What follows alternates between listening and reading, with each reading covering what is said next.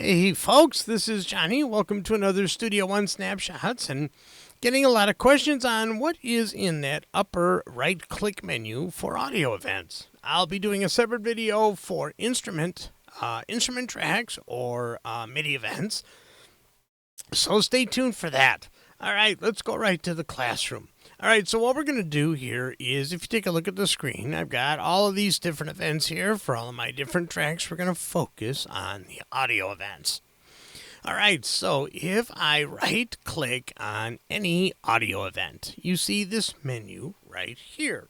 Now, with this menu, I can do a lot of stuff. And one of these actually controls the whole track if you're using a clone track. So let's start with the file tempo. So if you look here, I've got these different little drum loops right here. And it is a single loop that I actually use the D key to duplicate across the track. So if I adjust the file tempo, since they're all copies of the same file, if I adjust this, you can see that it affects all of the tracks. So you can either roll your mouse if you have a wheel mouse, or you can double click and type in your value. Perfect. All right, so that's the file tempo. So what the file tempo actually does is whatever your tempo is for the song you're using that file in, it'll automatically adjust to the tempo of your song. All right, so for the speed up option, now this just controls the selected event. So I can do this if I want to speed it up or slow it down in a particular song. I can highlight multiple events and do this. So if I keep it at 1, I can also double click and type in a value. So now for the transpose. This will affect the tune, and it's like by semitones. So let's just say this is a guitar solo, and it is in the key of C. If I want it to be the key of D, I go up 2 semitones. Should be simple, just like that. Now, the tune option is a little bit different. This is like the tuning peg on your guitar. So if you got a guitar solo and you feel it's like a hair off, you can actually go up or down. And again, as usual, you can use the wheel on your mouse if you have one, or you can double click and type in a value. All right, so bend markers. Oops, I edited. I'll get to these in a second.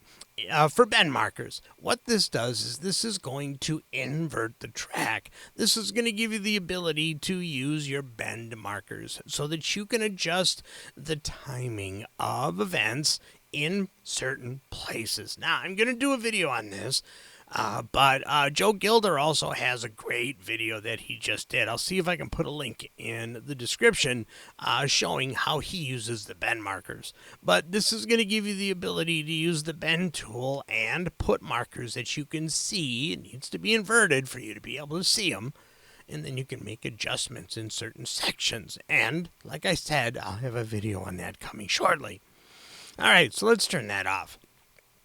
Now, the only one that I'm really not 100% sure about is the threshold. And this is for you guys. If one of you guys knows exactly what this adjustment does, please feel free to leave it in the comments and start a discussion.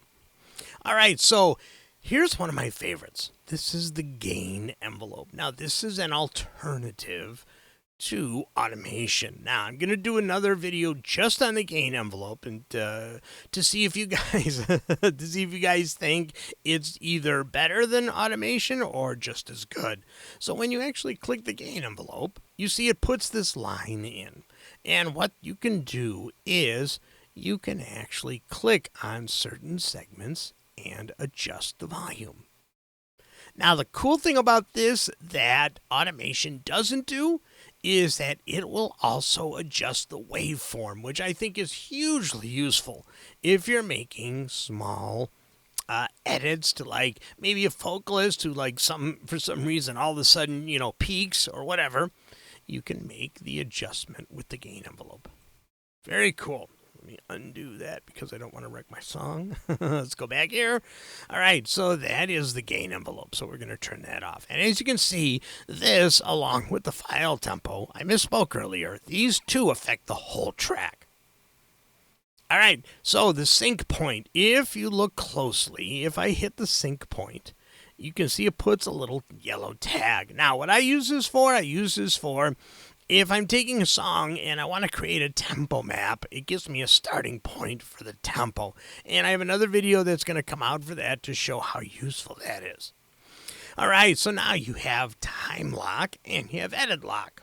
So these are really cool. So now since I've actually done some adjustments, you can see it's got a little edit icon in there. But if I click on time lock, you can see it puts a little lock in there. And it puts a line through it. If I use edit lock, it puts a full lock right there and I can't do anything. So for time lock, I can still adjust volume on an event, but I can't move it anywhere. This is really good, especially if you've been working on a drum track for hours and you're like, I don't want to take any chances that this is going to get fudged. So the time lock is really important. If you've actually done a lot of Melodyne work and things like that for a particular track, you might want to use edit lock and just lock the whole darn thing. Okay, so for loop. For the loop, you have a couple of options here. So I'm going to take this, I'm just going to bring it out here so that you guys can see it. So right now, if I extend the loop, it's just going to extend the huge sample that I chopped up. In a case like this, see, there we go. You can see here, if I take this out and I stretch this out, the only real way that I'm going to be able to duplicate this is if I hit D. But if I want it to be a nice consistent loop, I can right-click and choose Loop. Boom.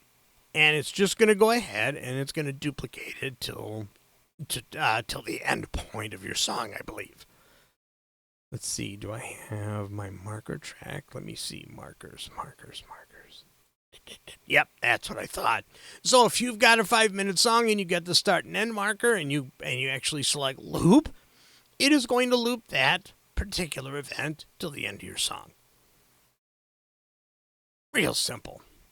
Just like that. And that will pretty much do it. That is the last one in our upper menu for your right-clicking audio events. So I hope that you guys found this helpful. Let me know what you guys think. Please, if you have any questions, leave them in the description below. Start a discussion. Let me know if you like the video, if you think I could have done more with the video. All comments, both positive and negative, are welcome. So let me know what you guys think. If you guys could, also, please like and subscribe to my YouTube channel. Follow me if you're over on Rumble. You can support me over on Patreon. And I will see you all in the next video.